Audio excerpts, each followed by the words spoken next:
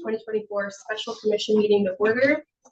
It looks like the first item on our agenda is, I think we have some people here to talk first before we go into the special session. Does anybody want to address the board before we go into our executive session?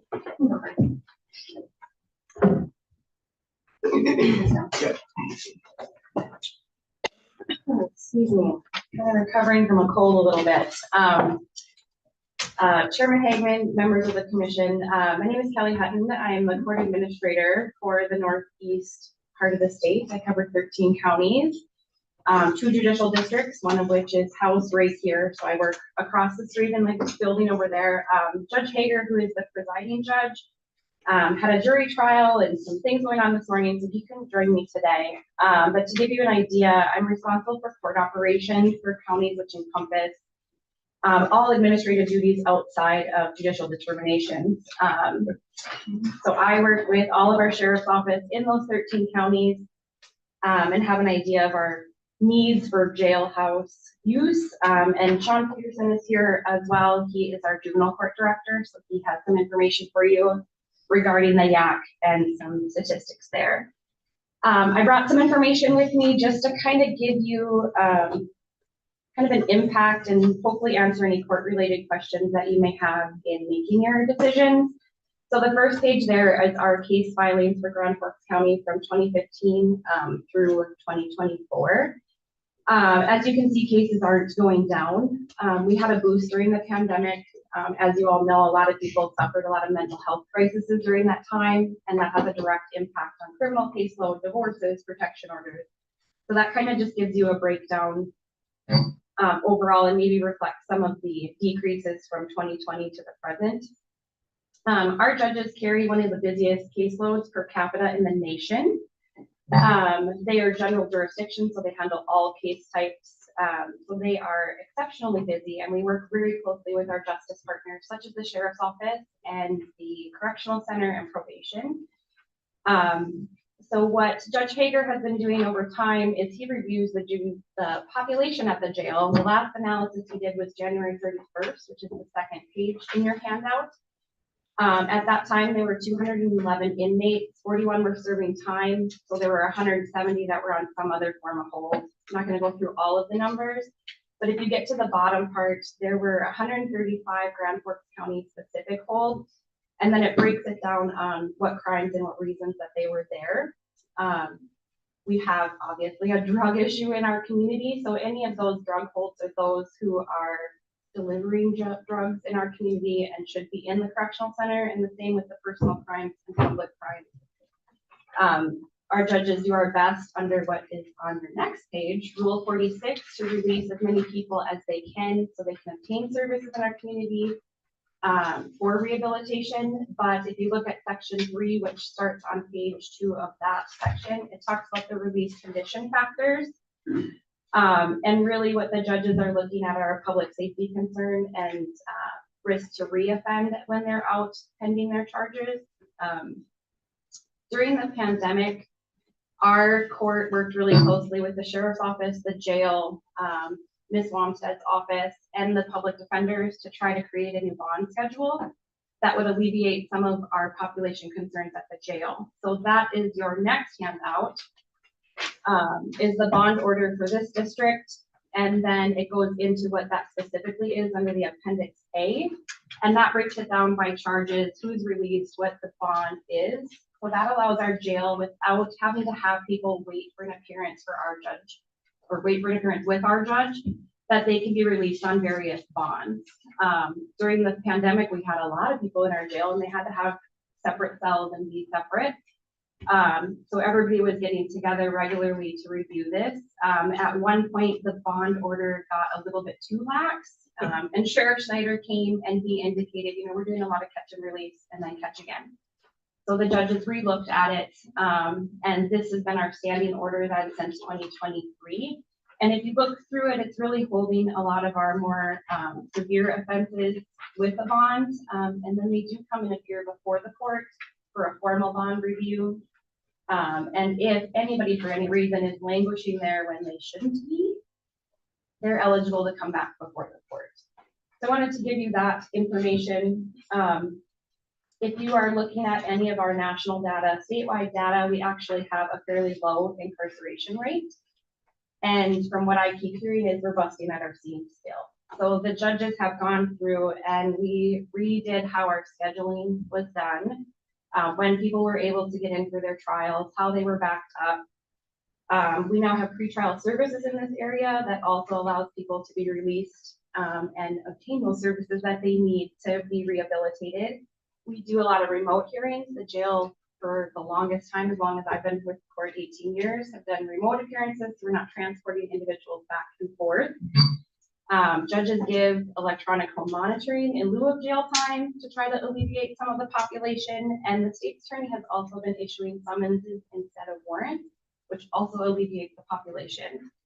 So we're at the point now where we don't have a lot more tools in our belt to help on our end to get people out of jail that might be sitting there. We often hear that the court process is taking too long. There was a recent national study done, and we are one of the timeliest nations, or one of the timeliest courts in the nation in regards to our criminal court. We have time to disposition standards. The judges have to report if any of those cases get overdue. There is a listing of our overdue cases also in your packet. I think that was the next section. And we did an analysis on those. The center part there, you'll see what their charges were, and you can see that they probably should be sitting there. They're the people that are hurting people in our community. They're hurting children, the rape charges, murder, all of it. So we have a very low amount of cases that are actually beyond the time standards or are overdue. We also have, as I said, I work with 13 counties. We have regional needs for beds.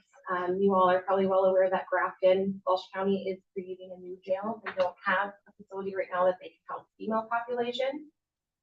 They've been housing people as far as Dickinson and have a lot of travel costs with that. One of the concerns that Judge Hager and I also talked about is if you were to rent a significant portion to DOCR, there's not really a release or a reentry plan that we have seen.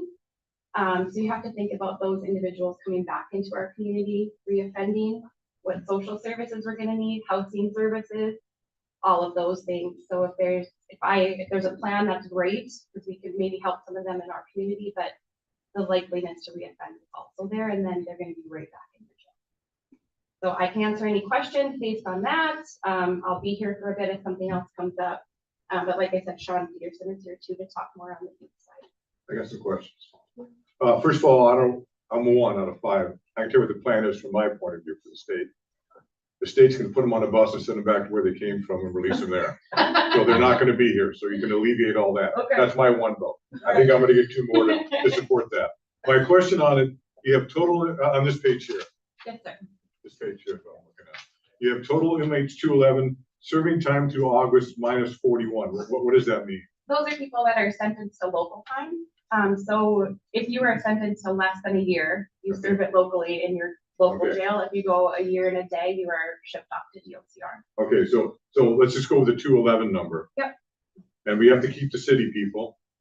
That'd be 217. We have 226, right? Okay. And if we, it all depends on negotiations go. I'm just hypothetical, that's all we can do for right now. Let's say the new sections and we rent it out guaranteed. We don't have to take then the marshal, the ICE, the other state pen, the Air Force of Walsh County. If we sign a guaranteed contract, they're going to have to go somewhere else then. So that would release down to 29 off of that. Well, if we guarantee X amount of beds, if they want to have them, they're going to have to be on the other side. I'm looking at the jail having 2 sides, our side and their side. If you understand what I'm saying, because if we need more room on our side, we're going to have to kick out. Because if we sign a long-term guaranteed contract, which is I want, because then it's guaranteed, as opposed to they'll bring them in when they can. So then on this side, we can actually reduce the amount of people in there to pick up more of our own. You said it grows on average 4 a year approximately, ballpark. So if we're up to 217 minus 29, be 188 versus 226 is plus 38. And that doesn't count if we gain 10 more. So we'd still be plus 50 beds if you rent it on 100. That's just a quick math. But I'm just saying, I understand what you're saying. I don't think anyone up here, I guarantee you, I don't want criminals on the street. You do the crime, you're doing the time in my world, so that's not gonna be an issue. So I think we're gonna, at least I've taken that into consideration, that we're gonna make sure the people that belong here belong in jail. But, it all depends on how we negotiate this. So I think I can speak for all of us, that we're all gonna make sure that we're gonna protect our county first. Correct. So I don't think that's gonna be an issue. So I just wanna throw that out there. Thank you. Also, just kind of in response to that, Commissioner Ruthie and members of the commission, crime isn't going down. I think Andy can probably attest to that too. You have to think about what trends are gonna look like in the future as well. And we can run some of those things based on our numbers, but you know how trends are, they're not 100% accurate, so I don't like to present that data either.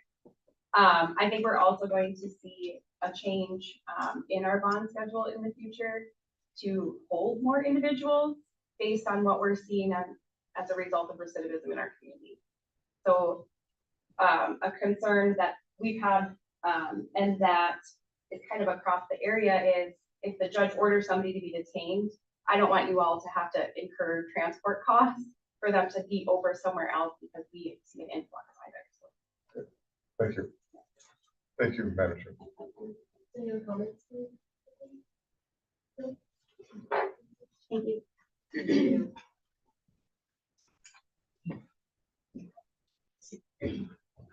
Chair Hagan and Commissioners, my name is Sean Peterson. I'm the Director of Juvenile Court Services.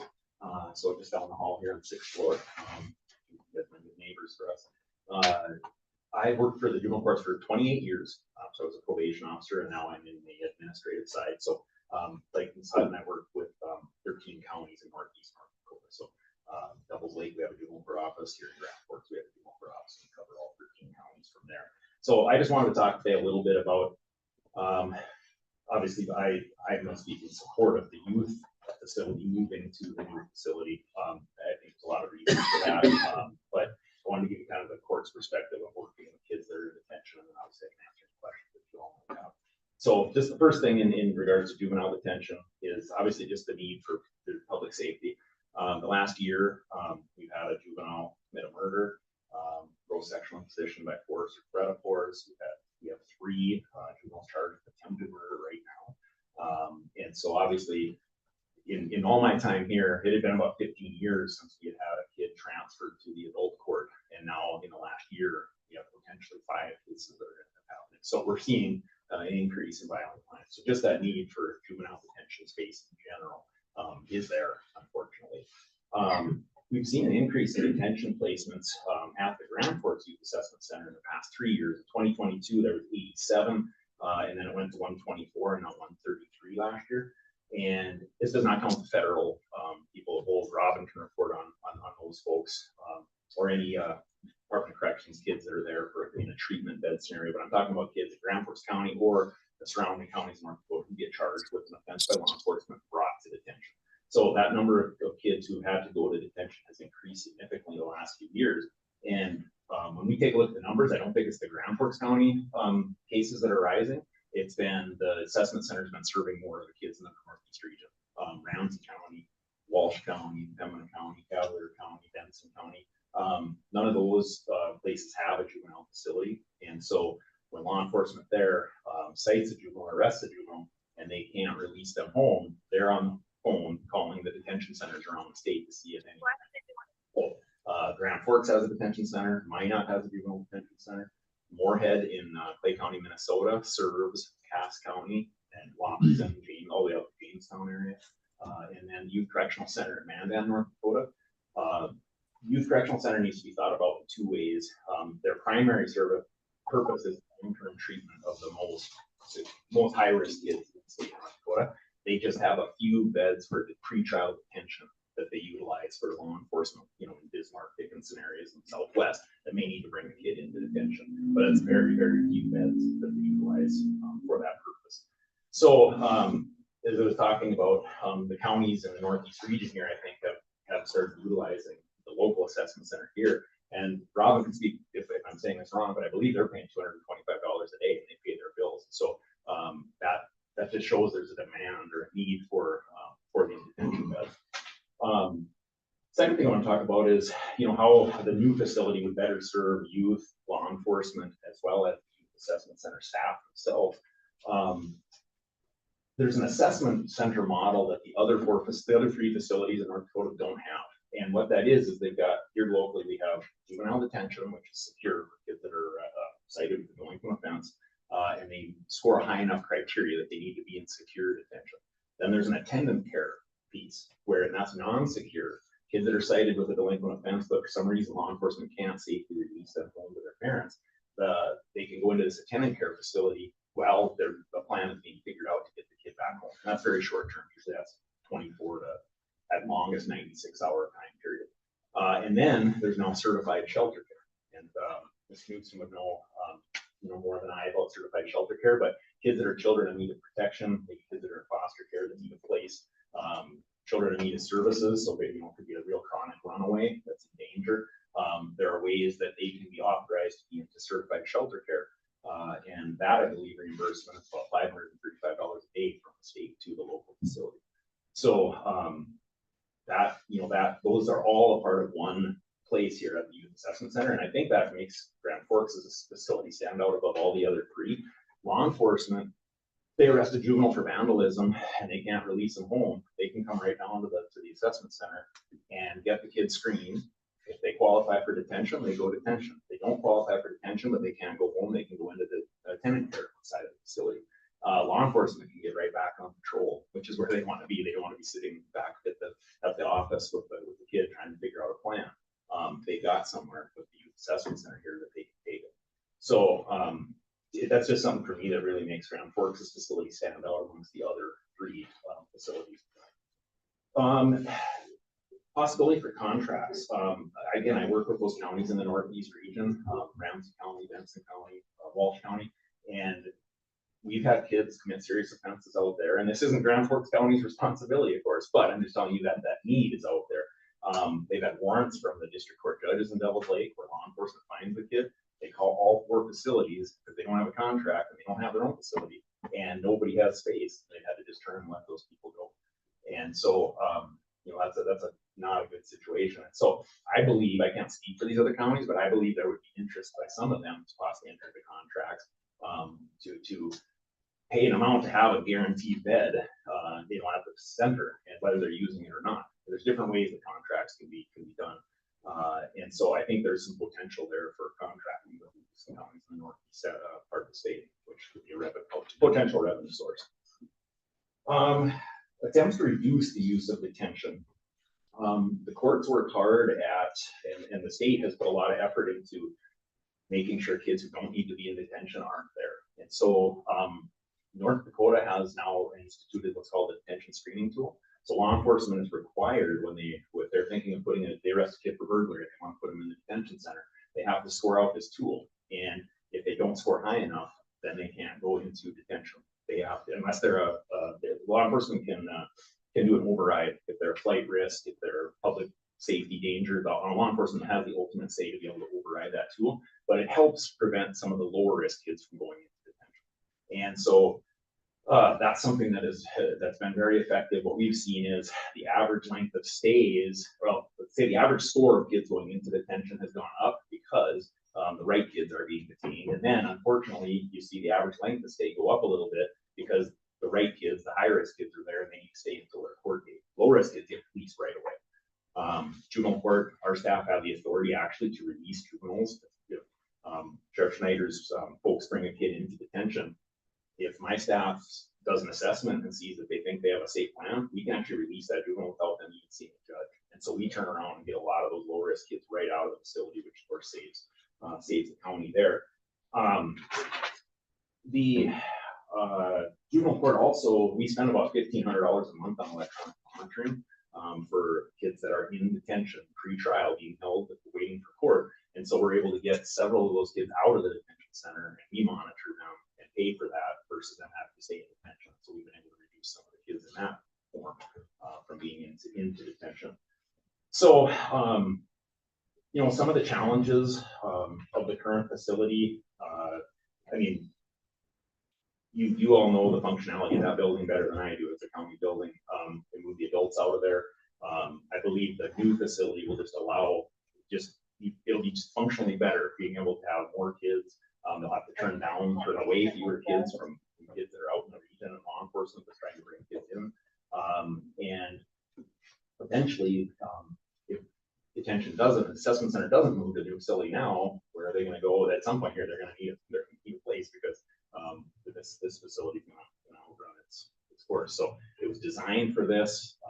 It's ready to go, and if you're just, like I said, to me, it's already above the other facilities, and this will just, this new facility just make it even better.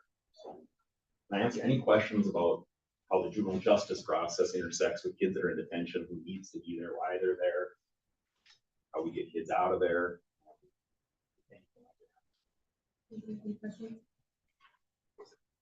Okay, shelter care. How many are there in the state of North Dakota that provide shelter care? I defer to Ms. Knutson. She knows it off the top of her head. I know it's a very small number.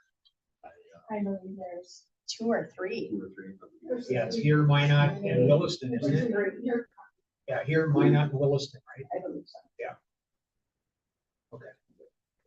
Madam Chair, Ms. Fain is on Zoom too, so just for the commission's awareness, if there's specific questions. But yes, amongst the human service zones, which used to be the social services center, there's that need really around the state should be there for. Any other questions? Okay, you sure? Don't have any? Okay. I gave Ms. Fain a list the other day.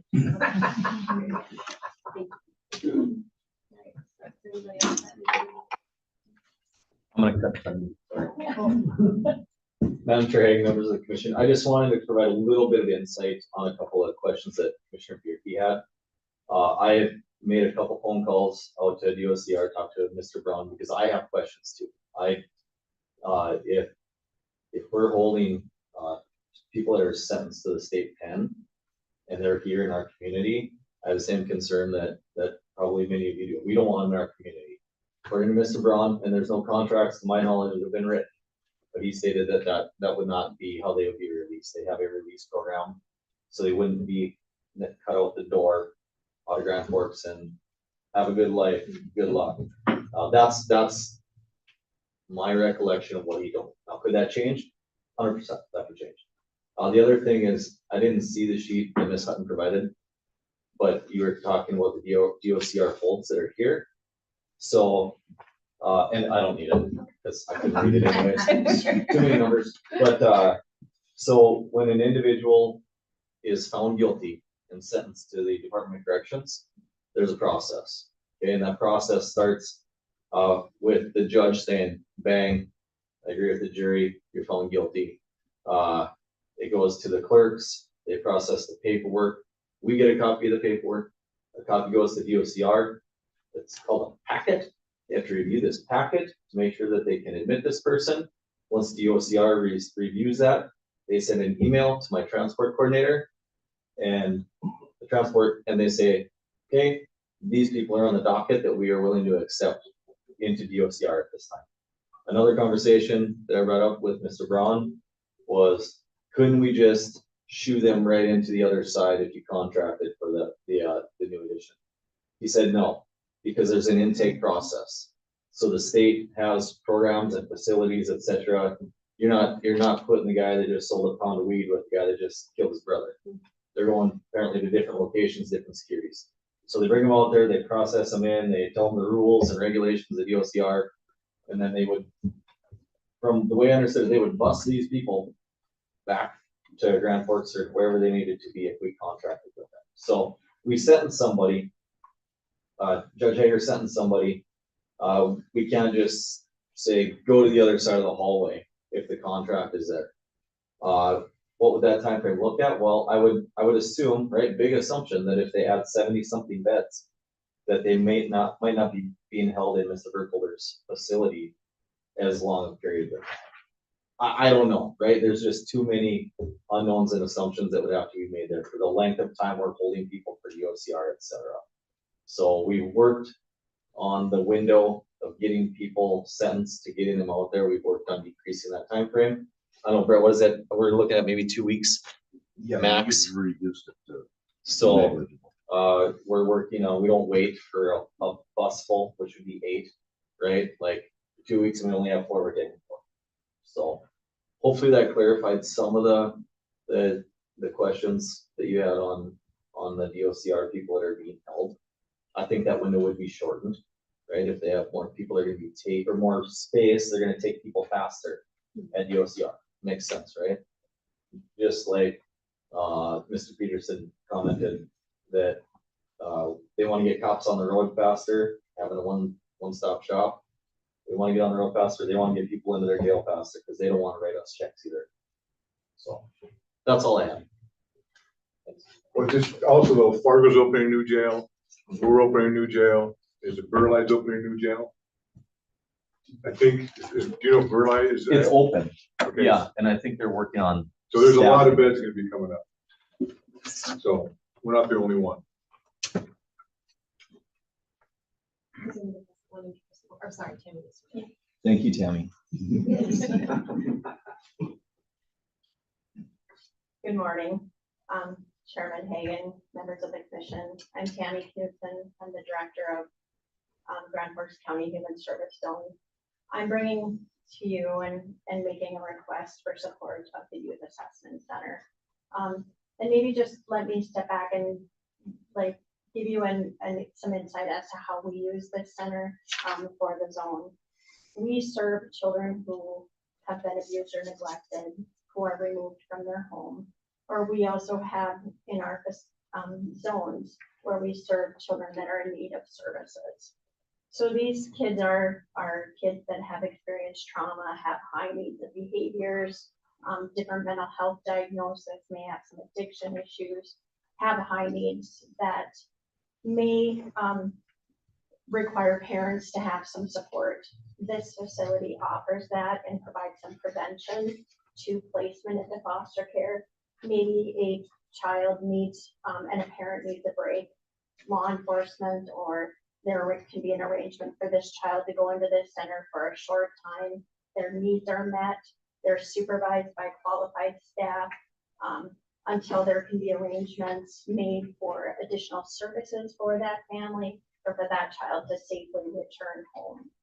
We use it oftentimes when we have kids who enter foster care who have those needs that cannot be placed safely into a family foster home. We don't have an immediate bed in a treatment facility at that point, and we need to have some place to house these kids. It's not, it is not conducive and it's not cost effective for us to house our kids in motels or in our office, which has been done previously. So this facility then comes into play for us. It's a temporary place that gives us some time to look at what's available to us. It looks at, can we get a placement then in another facility? So it allows us that time, but it also allows for that child to be safely maintained until we can have those additional plans to move forward. Without that, my fear is we're gonna continue to have these kids. The need is not going away for us. And we're gonna be having kids that I'm gonna have my staff and our county employees in a motel supervising these kids. Not only is that then the payment of the motel, the food, but the staff.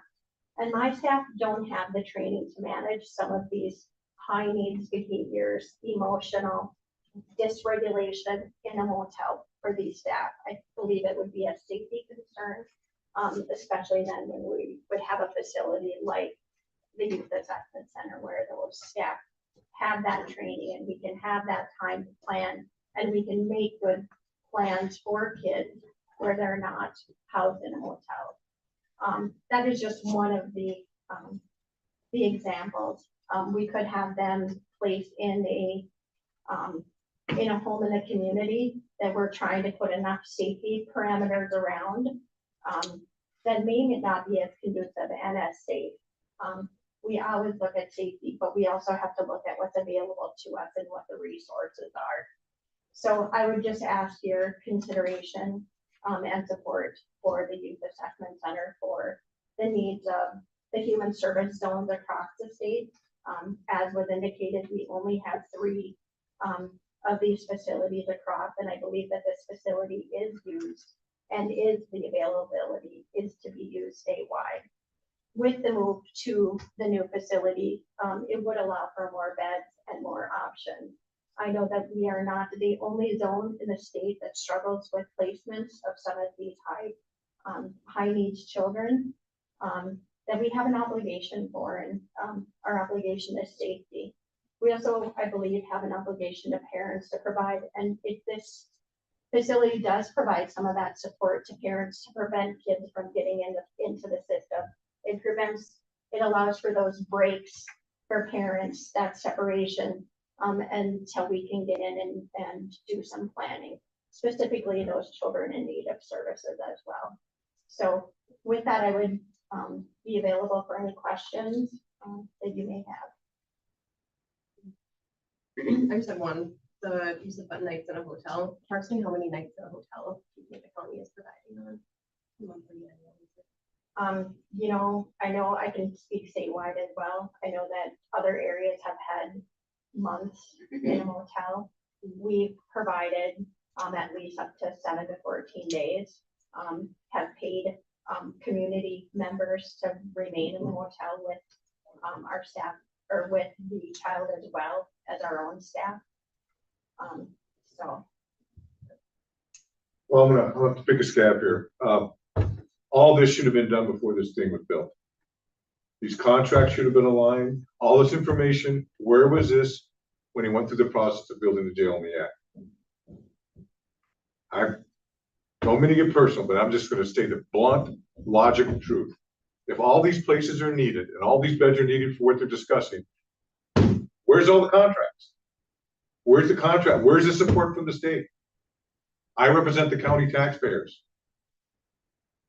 And so I get what you're saying, but where's all the contracts? This should all been signed. We move, you have to 35 beds, boom. This zone's gonna do this is gonna do it. If they got people across the state in the hotels for months, why aren't they here now? So I'm a little frustrated here because I want everyone to understand the financial shape this county's in. I wouldn't say it's not good, but that's too much of a compliment. So we have to do something. So not for throwing people on the street, but we have got to figure out a way to make this work.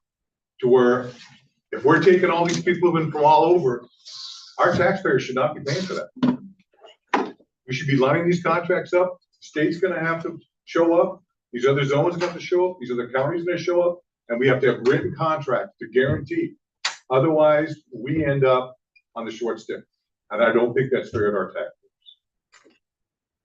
So, don't mean to insult anyone. We're in a bind here, and the puppies, uniforms, unicorns, and flowers. I mean, we have to pay bills. And I am not going to keep going back to taxpayers and say, you're the problem. You don't pay enough. We got to figure something out. So, not trying to insult anyone. So I hope you understand that, but I've got a financial responsibility here to look out for what we're doing. Commissioner Murphy, thank you for the comments. The zones, and when we do place children in the youth assessment center, we do pay for that. And I believe it's $535 a day. So any zone that would place a child there would pay for that. And that does come out of my budget. Yeah, I understand, but we've got to, I got to have paper with signed documents. We've got to do something here. We can't just go on potential, because the result is then our taxpayers are paying for a coulda, woulda, shoulda. So we've got to have more people in the stake in this game than just our taxpayers. If we're a regional facility, I'll say it, where's the regional money? Where's the state money? State, you got $25 billion in the bank. Your couch cushions are full of money. What's going on here? How come the Grand Forks County taxpayers are doing this? I just don't think it's right to put a county on the line. If they have these issues, I can give them a list of bills, in my opinion, you could quit working on, and that solves some problems. So that's where I'm at. Do we have any questions for Kim? Thank you. You know, I met with you, I'm a little fired up on because it's a lot of money. We're in a bind. I understand. Thank you. Is there anybody else that wanted to address the board? Could I ask Mr. Bogle a question? Have you, I know you haven't had time, maybe you don't have an answer. Have you had any kind of input yet on the extra 10 beds? Because I think we need to know that before we go in. Commissioner Bierke, members of the commission, I have not got an Okay, answer yet on that. okay. I double checked my numbers and the square footage that I had told you about before absolutely is correct.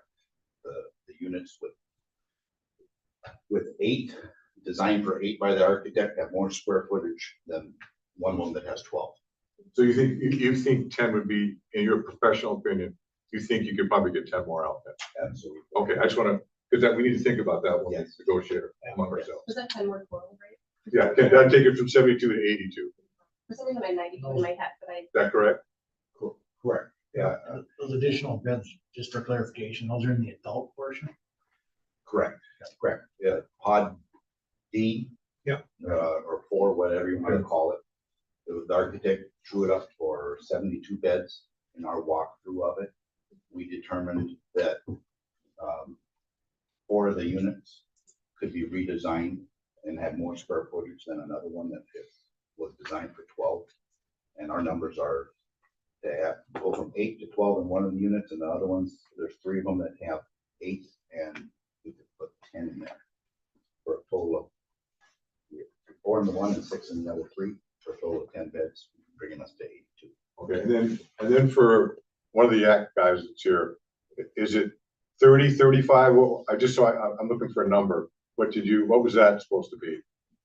As far as The total amount of beds in the yak, in the new yak? for.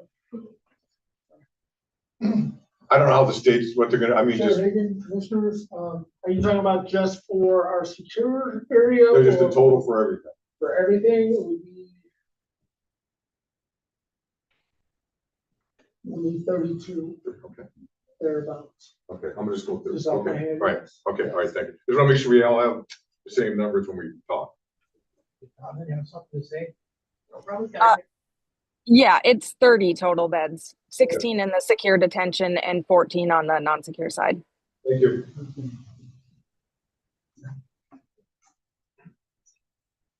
All right, last call. Anybody else that wants to address the board before we move on? Okay, Madam Chair. I do have a question of Commissioner Bierke. So you're saying that we should have had contracts. Are you thinking that different counties or zones within the state are not paying their fair share if they would be using the facility? If in my world, in Bierke world, as I like to call it, in Realville, I would have gone to the state before we built this thing, because the state's been full for years. They knew the trend was coming. And I would have tried to have a contract lined up before it was even built and say X amount of these things were already rented out as soon as we open. That's my world.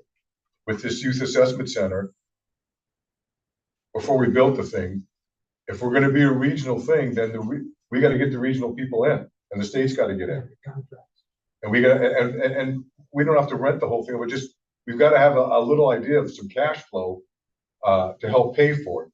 My issue is that we're doing it now. I just wish it would have been earlier, because it would have been much easier to justify the building of it, and we would have had a plan coming out, boom, it's open.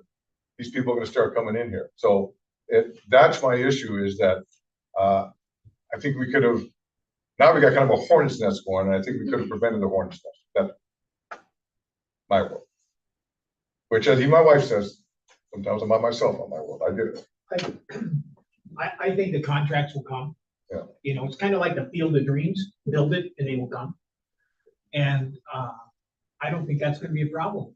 I think the county can make money at it and yet provide the service for a lot of different counties. It amazes me that shelter care is only in 3 spots in North Dakota. And it's here, Minot, and Williston, where Dickinson, Bismarck, and Fargo don't have one. I'm gonna say we gotta be super aggressive. Yep, If we have it, we need to fill it. that's correct. and I think it's gonna come. I think Robin also had a comment. I think again. Robin, do you have something you want to add?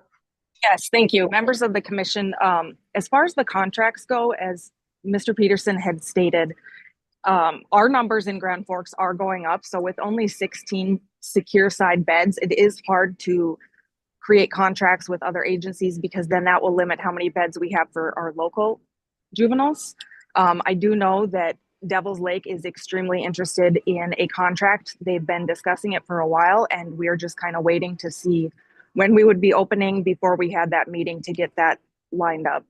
As far as the non-secure side, I don't believe that we do contracts for the human service zone. That is a pay by the day rate that the state covers.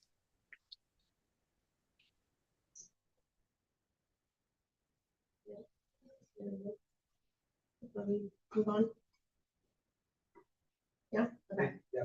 All right, so we're gonna go into an executive session. So at this time, a motion would be in order to discuss the next topic in executive session pursuant to North Dakota Century Code 44-4-19, contract negotiation strategy and instructions. So I have a motion and a second. Any further discussion?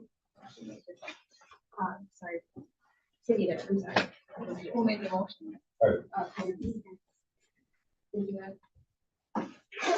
Roll call vote.